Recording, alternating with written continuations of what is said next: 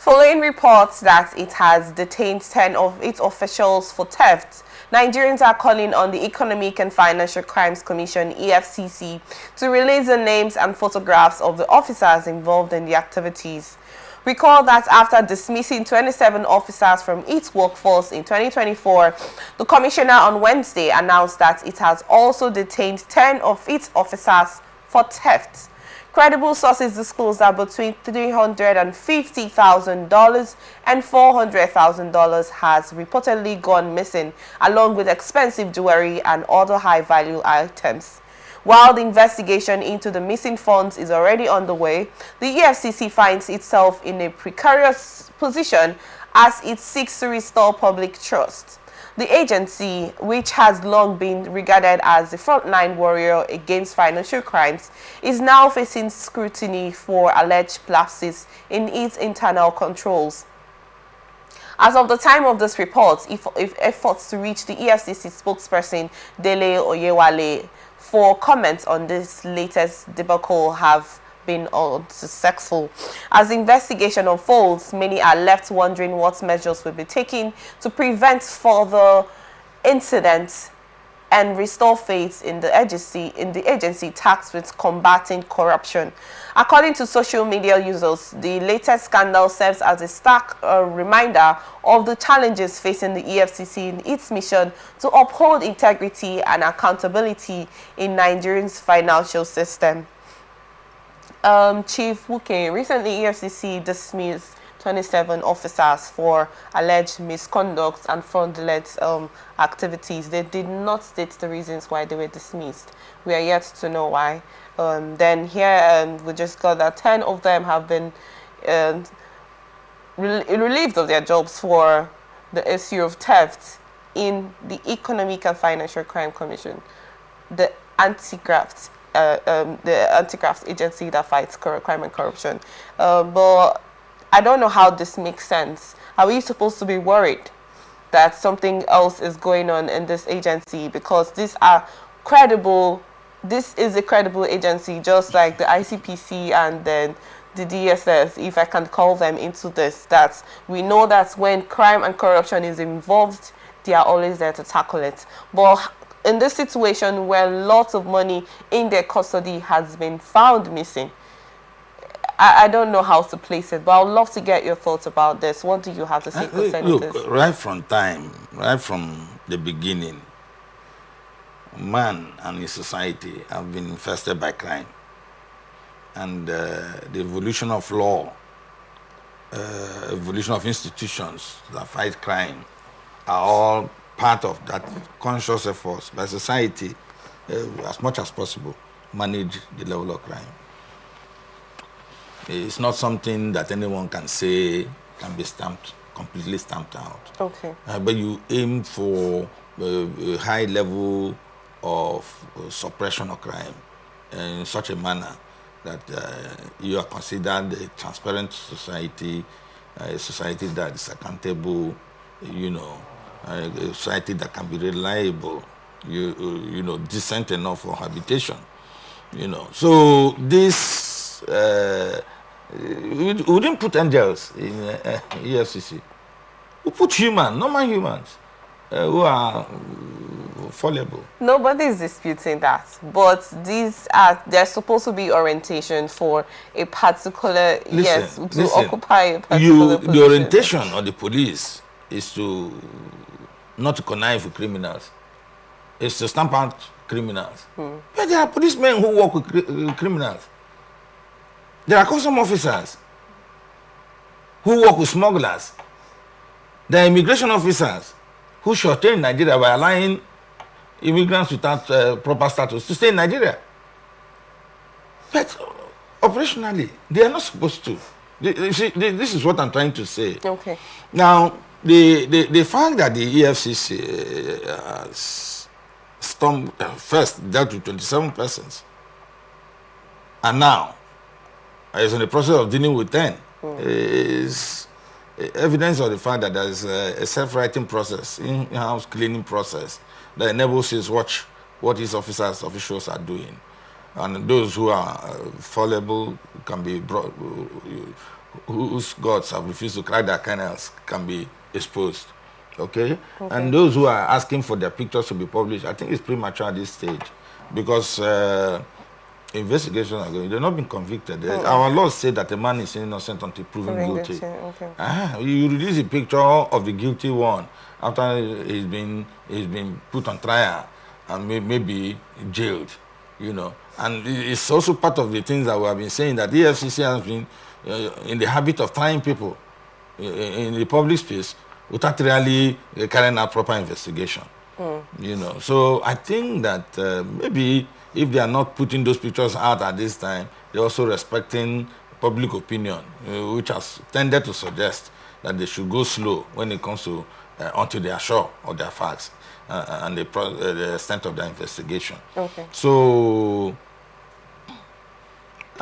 it's not for me surprising that there will be bad eggs in every organization, and unfortunately for the EFCC, which is an anti-graft organization, maybe it's even looking at the conduct of its staff too late, because there are some EFCC officials whose properties are scattered all over, and the way they got them is difficult to understand. Okay, Chief Uke, I'd love to ask quickly. Before now, growing up as a child, we used to hear about EFCC and all of that, and then we held them in high esteem of people of integrity and dignity. Of when they say EFCC is involved, we know that there is no compromise at that time. It's not like the corruption wasn't there, but we know that if you call EFCC, if you say EFCC is involved in a case, you just be rest assured that it just takes that you are proving not guilty for you to get out of whatever situation you get involved with the EFCC. But right now, it has been an entirely different situation that oftentimes we hear about things like this with the EFCC. We hear about theft, we hear about harassment, we hear about several things that's going on with this agency. Do you think something has gone wrong? Do you think there's a shift somewhere? Is it that there has not been a re-evaluation, there has not been a change in orientation, there's not been something different? Or is it that the corruption system is growing higher and larger by the day? It is that usual things in usual society, which should usually be controlled and condemned, are taking place. That's why I said initially that, look, these people who went to EFCC are not angels. There are also people who went to EFCC with some preconceived ideas of what they wanted to achieve. So they use that as a cover-up to... Yes, that is why a policeman will hire his gun to an armed robber. Or why a custom officer will show a smuggler a route to pass, so that he cannot be apprehended by the law. So in essence, we do not have a functional system. The point I'm making is that even in organized society, more developed society than we have, these tendencies exist. Yes. Now, his ability, because what you are seeing now is that the EFCC probably has a mechanism for monitoring the staff and the activities. Okay? And you cannot be... somebody can hang a bone around your neck and you eat it. It's not proper now. So how can they explain that within their hold there was over $400,000, then all of a sudden evaporates into thin air? It's supposed to be under the custody of some officials. I mean, no organization, what is sought, will allow that to happen.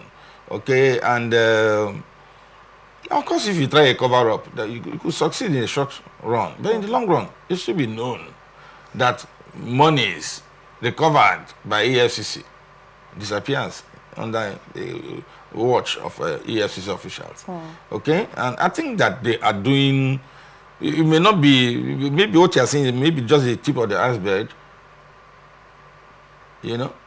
But so the fact that the sensitization process that they are doing amongst themselves is actually a necessary one and a commendable one. It is.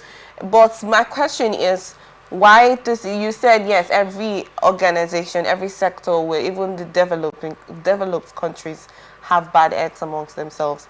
But in this instance, is this supposed to be a thing of joy? Because like I said before, now we held the EFCC on high esteem because we saw them as people with high integrity, you know. But recently there's been a lot of cause for concern that the EFCC involved in this, EFCC is involved in that. I think, you know, that's what I wanted to know. Why is the change? What happened? Is there a rise in corruption or something? We live in the era of the whistleblower.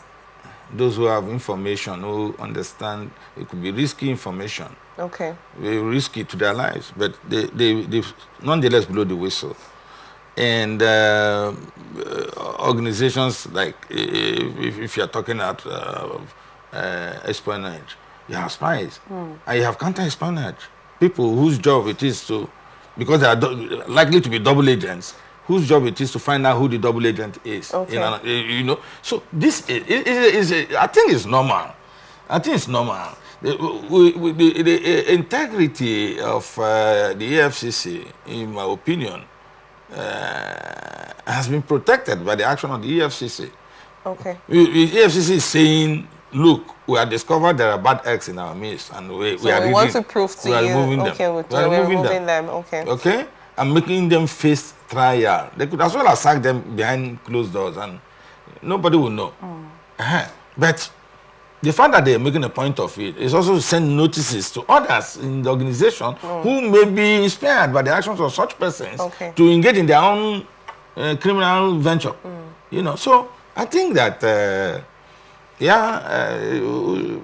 we shouldn't say that our rating of the EFCC has fallen because they just told us by themselves that there are criminals in their midst.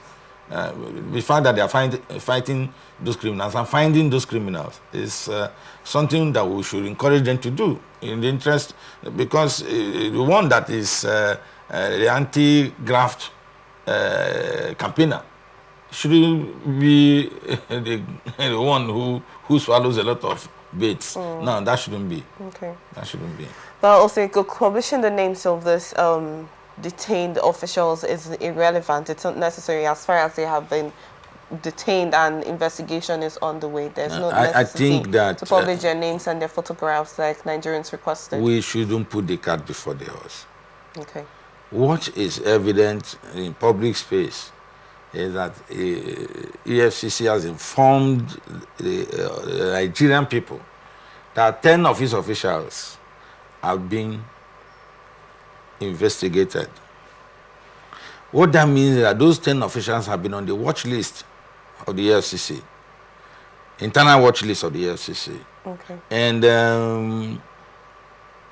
I think that, like they say in writing, that you need to cross the T's and dot the I's before you release a script. And in this instance, before you release the information. I think that Nigerians should give them time. Those people will be taken to court. When they appear in court, they will not appear with their pseudonyms. Their names and their pictures will certainly be there. All right.